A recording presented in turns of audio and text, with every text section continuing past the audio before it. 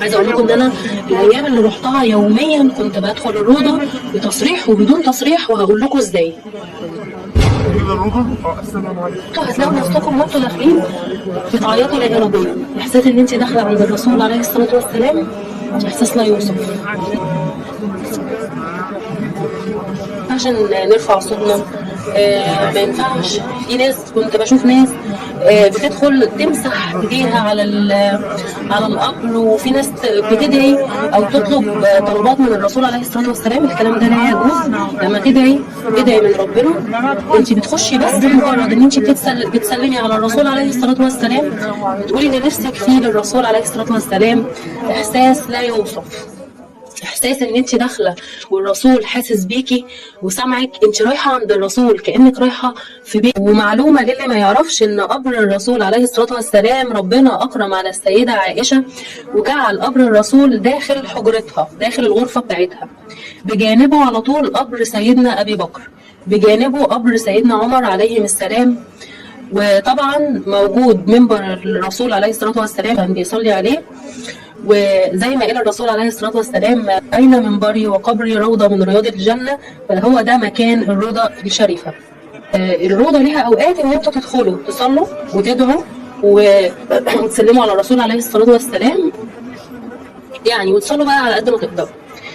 المفروض مننا إن إحنا لما ندخل عند قبر الرسول عليه الصلاة والسلام في آداب للسلام. انتوا رايحة مكانه، ربنا يا رب يكتبها لكل مشتاق.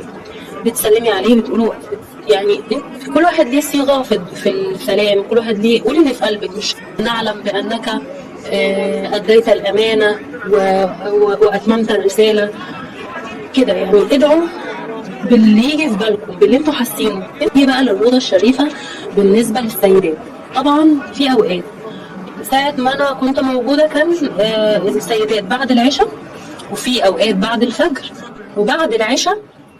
اللي بيدخل الروضة الناس اللي معاها تصريح، اللي معاها تصريح جايباه منين؟ طيب من موقع نسك. عايزه اقول لكم بقى ان الابلكيشن معظم الوقت بيبقى مليان، فانتوا يوم الجمعه الابلكيشن بيفتح. تحاولوا بتروحي بالموبايل وبتوريهم ان انا هو معايا تصريح ان انا اخش الروضه. لو انت مش معاكي تصريح مش هيدخلوكي. مش بصوا على طبعا احنا وقفنا طابور اللي احنا شفناه في الاول، وبعدين دخلنا على طابور تاني، وبعدين على طابور تالت. احنا شايفين كده ده منبر الرسول، بس هو يعني ورا الحاجز الابيض. وجوه طبعا كل ده احنا لسه ما دخلناش الروضه. جوه في توابير تانية غير الناس اللي بتبقى في الروضه، غير الناس اللي بتخش من باب تاني بدون تصريح. شايفين الزحام؟ بس هم يعني منظمين قوي. من بعد ما عملوا التصريح يعني لدخول الروضه بقى الموضوع منظم قوي. هنا عملي تصريح. هقول لكم انا كنت بدخل الروضه يوميا ازاي. في باب رقم 32. اسالي فين باب رقم 32. هتدخلي منه بعد صلاه العشاء مباشره. تصلي العشاء وتروحي وتكوني محضره نفسك وتروحي. هيقعدوكي كده في المسجد وينظموكوا، وبعدين بيفتحوا لك ويدخلوكي الروضه. هنا كنت داخله من عند باب 32. بيدخلوكي الروضه مش محتاجه بقى تصريح. دوت مخصص للناس اللي ما معهاش تصريح او ما حجزتش او كده. بس بتخشي الروضه من الجنب التاني. يعني انت لو بتخشي من عند باب السلام من جنب ده من جزء تاني يعني. واحنا كده كنا داخلين. وبرضو هوريكم قبر الرسول عليه الصلاة والسلام. هنا بوريكم وانا واقفة في الطابور وخلاص داخلة. احنا كده دخلنا اهو على شمالنا قبر الرسول عليه الصلاة والسلام، وهنا الروضة الشريفة زي مكان الصلاة، وعلى يميننا برضو منبر الرسول عليه الصلاة والسلام. طبعا الرسول قال: ما بين منبري وقبري روضة من رياض الجنة.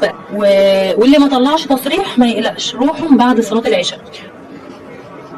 هنا هو بوريكم ده المنبر بتاع الرسول عليه الصلاة والسلام، بس هو مش ظاهر قوي عشان الحاجز اللي محطوط. وقبر الرسول على الشمال اللي بالاخضر. بس بتصلي وبتدعي وبتسلمي على الرسول وانت طالعه، وربنا يا رب يكتبها لكل مشتاق. السلام عليكم ورحمة الله وبركاته.